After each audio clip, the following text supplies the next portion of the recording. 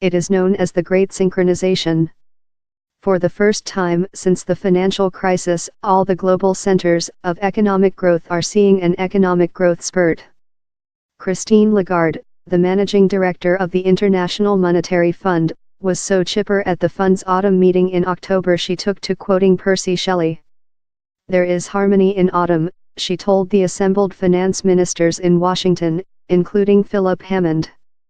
Europe, China, Japan, the emerging Asian economies and America, the world's economic growth engine, had all seen an accelerating cyclical upswing, the IMF said, upgrading its global growth forecast to 3.7% from 3.6%.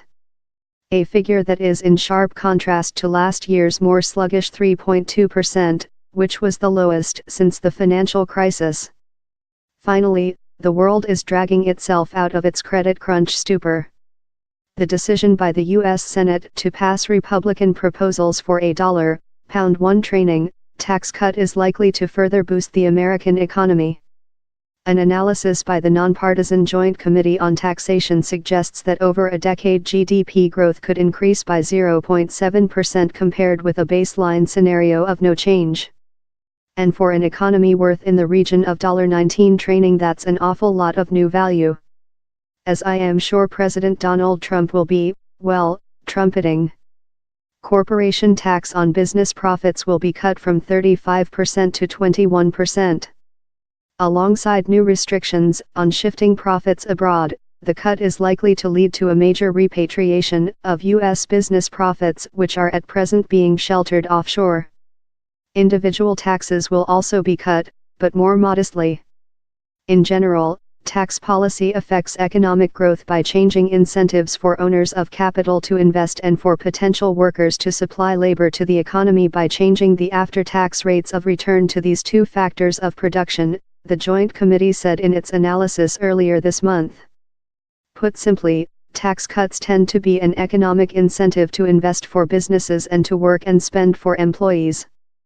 Of course, there have been many critics of the U.S. tax reforms. The wealthy gain more than those less well off. And the business tax cuts are far larger than those for middle-income Americans. The cuts are also likely to add to the U.S. deficit, although Republicans argue that greater economic growth will ultimately increase the overall tax take. There is one big takeout from today's policy change: American economic growth is strengthening, and this is likely to boost it further. China, much of the rest of Asia, and the European continent are also seeing stronger figures. That is good news for Britain, where, although overall growth has been downgraded, exports have been boosted, helped along by the weaker pound. Manufacturing output surveys suggest order books are at their healthiest for 30 years. The Great Synchronization is with us. And America's plans for tax cuts won't do anything to harm that.